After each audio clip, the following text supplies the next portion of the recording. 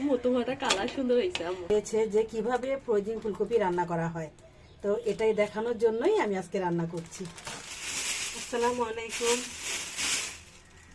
তো এখন কাজ শুরু হয়ে গেছে আমার। তো এই তো আমার এই মানে পিছুনিটা, এই পিছুনিটা অনেক বছর হয়ে গেছে, শুধু যত্নের জন্য এত বছর টিকছে। আর আমি পিছুনিটা সবসময় এভাবে রাখি, যাতে কোনো পোকামাকড়ের উপর দিয়ে হাঁটতে না পারে।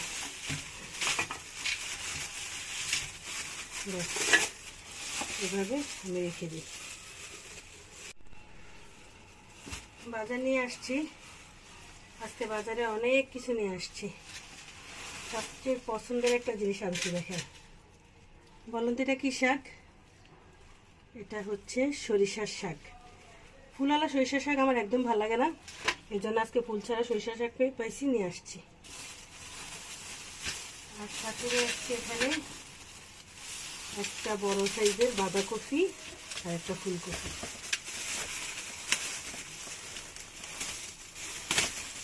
বাঁধাকপিটা ফ্রোজেন করবে এই জন্য।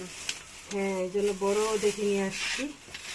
এখনো কিন্তু এগুলোর দাম তেমন একটা আগের বারের মতো সস্তা হয়নি, এখনো অনেক দাম, কিন্তু এখনই খেতে একটু ভালো লাগে, দাম দিলে খেতে একটু ভালো লাগে। আর এই যে একটা ফুলকপি নিয়ে আসছি।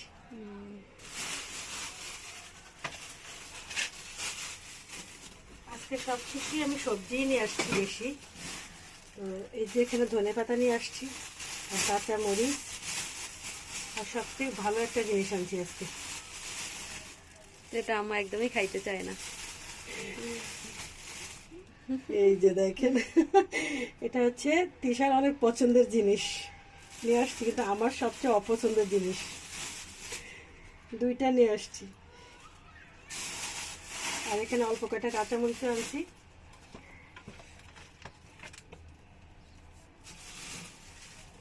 আর সাথে এখানে আলু নিয়ে আসলাম আর গাজর। দুইটা নিয়ে আসছো যে, এটা কি দাম বেশি অনেক? না, মানে আমি সব বাজার করতে করতে আমার টাকা শেষ হয়ে গেছে, তো অল্প একটু টাকা ছিল, ওইটা দিয়ে আমি দুইটা গাজরে পাইছি, তাই দুইটাই নিয়ে আসছি। আর এটাও দুইটা আনলা যে বিটরুট? আর বিটরুট দুইটা আনছি, কারণ মানে আমি যে পরিমাণ টাকাটা নিছি ওই পরিমাণে আমার এতটুকু জিনিসই আসার ছিল, এই জন্যই। এমনি কত করে? আর এমনি বিটরুট হচ্ছে 80 টাকা করে। আর এই যে ধনে পাতা আনছি, এটাই হচ্ছে আজকের বাজার।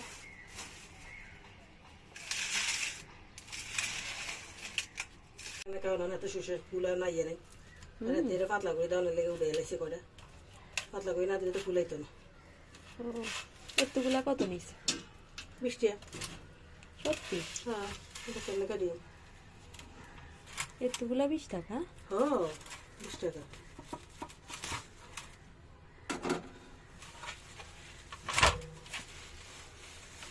এতগুলা সব একসাথে রান্না করবা?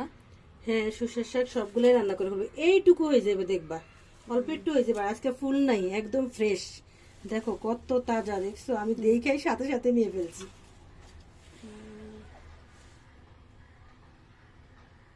ABC জুস যে বানাবো, তুমি তো আপেলই আনো নাই আম্মু? আপেল তোমার আব্বুকে বলবো নিয়ে আসতে, আপেল তো আর বাজারে মনে করো কাঁচা বাজারে উঠে না, আপেলের তো দোকান লাগে, তো এই দোকান থেকে তোমার আব্বুরে বলবো নিয়ে আসার জন্য, তাহলেই হবে।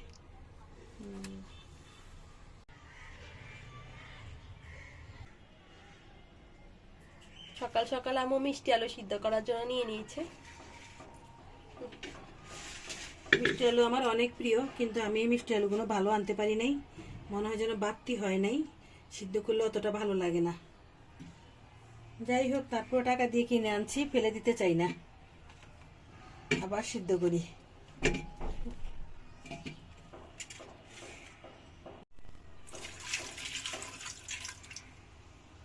আমার এই প্রেসার কুকারের ঢাকনা নেই, এটা নষ্ট হয়ে গেছে ঢাকনাটা, এটার ইয়াও নেই, রাবারও নেই, তো কিন্তু আমার এই ঢাকনাটা অনেক কাজ করে এই প্রেসার কুকারে।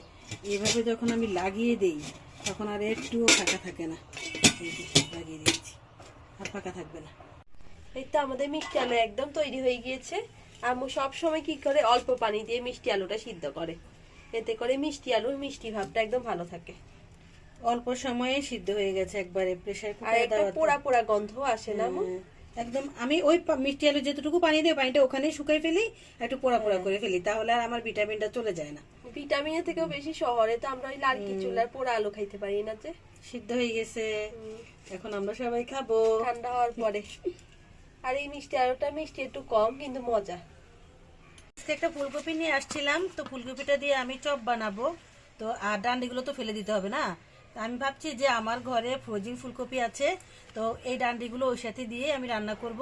আর ফ্রোজিং ফুলকপি কিভাবে রান্না করতে হয় এটা সবাই আমার কাছে চাইছে, এই জন্য আমি একটু দেখাবো যে কিভাবে রান্না করতে। ফুলকপি থাকতে আমি এখন এই যে ফ্রোজিং ফুলকপি নামিয়ে নিয়েছি রান্না করার জন্য। বলেন তো কেন? বলবেন নিশ্চয়ই আমার মাথা নষ্ট। আসলে আমার মাথা নষ্ট না, এই যে তাজা ফুলকপি দেখেন ডাঁটা সব নিয়ে নিয়েছি, আর কয়টা আলুও দিয়েছি এর সাথে। আর এখন ফ্রোজিং ফুলকপি রান্না করব, কারণ আর আমার অডিয়েন্সরা চেয়েছে যে কিভাবে ফ্রোজিং ফুলকপি রান্না করা হয়, তো এটাই দেখানোর জন্যই আমি আজকে রান্না করছি। ছিল ফুলকপি রান্না করার পর ভেঙে যাবে নাকি, একটু কিন্তু ভেঙে যায়নি। হ্যাঁ, এই যে একদমই গোটা গোটাই আছে, আর সিদ্ধও কিন্তু হচ্ছে, দেখেছেন এই যে ঢুকে যাচ্ছে, সিদ্ধও হয়েছে। তাহলে চাইলে আপনারা ফ্রোজেন করে রাখতে পারেন, কারণ রান্নার সময় একদম টাটকা ফুলকপির মতোই হয়। আর বিকেলে খাওয়ার জন্য আমরা একটা ডো বানাইছি, নান রুটি বানাবো এটা দিয়ে।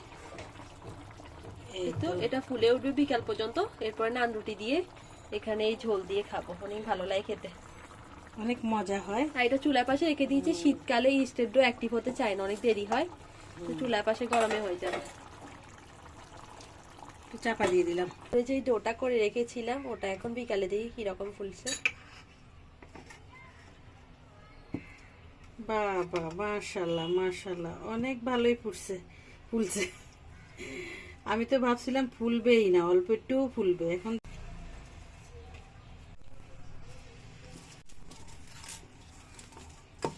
আজকের নাড়ুটা মনে হয় ভালোই হবে। মাশাআল্লাহ, অনেক ভালো ফুলছে। ঠিক বলছো।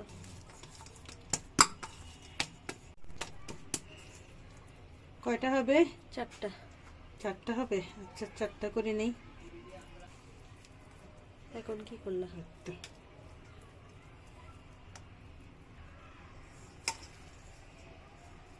বেশি তৈরি করব না, কারণ আমাদের আটা শেষ হয়ে গিয়েছে,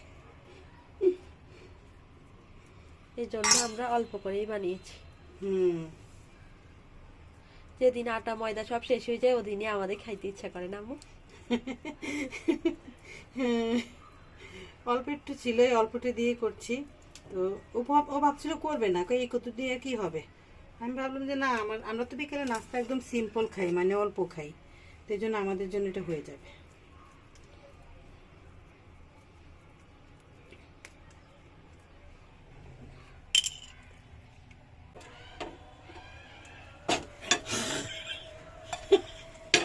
কিন্তু আম্মু তোমারটা কালার সুন্দর হয়েছে, আম্মু তোমারটা কালার সুন্দর হয়েছে।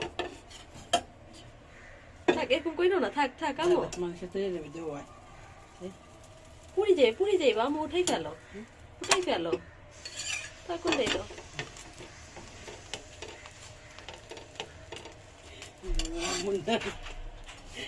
আমার রুটি কত গোল আর আম্মুর রুটির অবস্থা। আর দেখাতে হবে না, আমি একটু তেরা বেগা হইলে হয়েছি আর কি। আমারটা সবাই ভাববে যে এটা অনেক বড়, এটা খাইলে লাভ হবে। এবারে রুটিটা কিন্তু গোল হয়েছে, যাক মাশাআল্লাহ। চলো উঠাই ফেলো। এখানে একটা একটা রুটি বানাচ্ছি আর গরম গরম বাটার দিয়ে দিচ্ছি। আর আজকের জন্য এটা আম্মু চিরা বেলুন।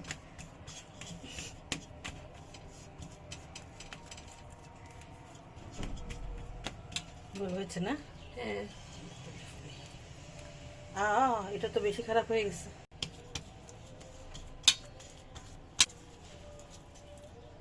এরকম পাতলা ডো করলে কিন্তু সামলাইতে অনেক ঝামেলা হয়, আর একটু আটা থাকলে আর একটু শক্ত ডো করলেই হবে না আম্মু? হ্যাঁ, আমাদের আর ছিল না তো, এই জন্যই।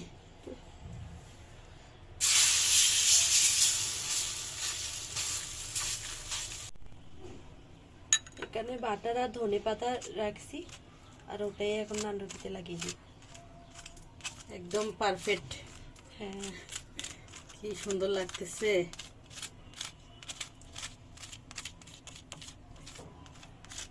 করতেছে। কি সুন্দর হয়েছে এই নান দেখেছেন? রুটিটা কিন্তু অনেক মজার হয়। হ্যাঁ, এটা কত স্বাস্থ্যসম্মত ঘরের নান রুটি, আর বাড়ি থেকে কিনে খেতে হয়। দেখেন কত সুন্দর হয়েছে।